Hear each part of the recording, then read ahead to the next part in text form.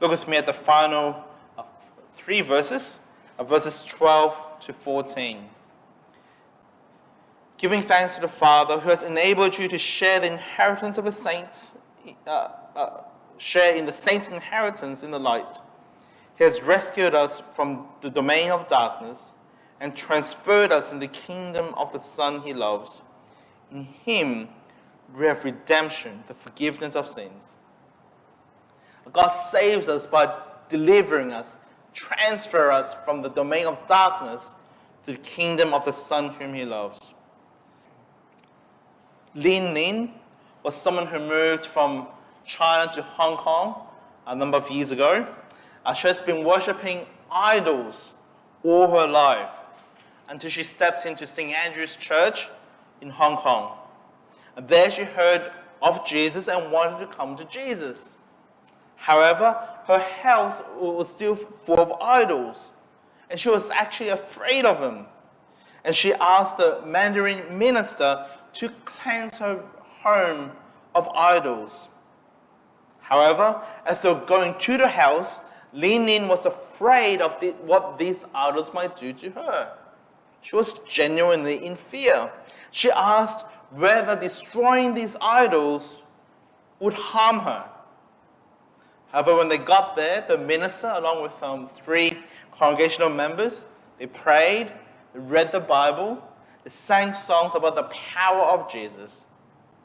And then they went around the house, destroying, smashing all their idols. There were so many idols in Lin Lin's house that she had forgotten that she had some of them. She was living in fear of them and has been under their control. But now Lin Lin knows the power and the love of Jesus, and she is filled with joy because she knows that Jesus has died for her. She is being transferred from the domain of darkness to the kingdom of his Son, of God's Son. God has the power over every idol, over every domain of darkness in your life. We can't save ourselves, but God can. Only God can save us in the person of Jesus. And so what's the take-home message? After many trials and error, this is what Ranger and I have come up with. It's coming up on the screen.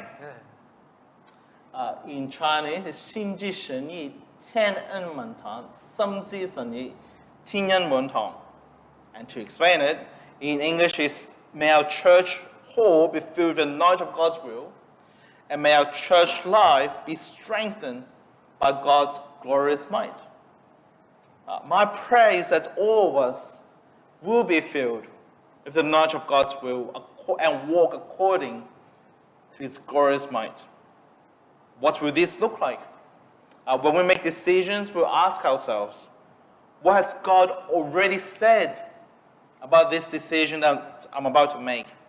What does God want me to do in this situation? Does he want me to give generously or to take greedily? Does he want me to serve others or to sit and be served? Does he want us to do good or evil? My prayer is that we will indeed be filled with the knowledge of God's will so that we'll walk in a way pleasing to him, not only as individuals, but together as a church.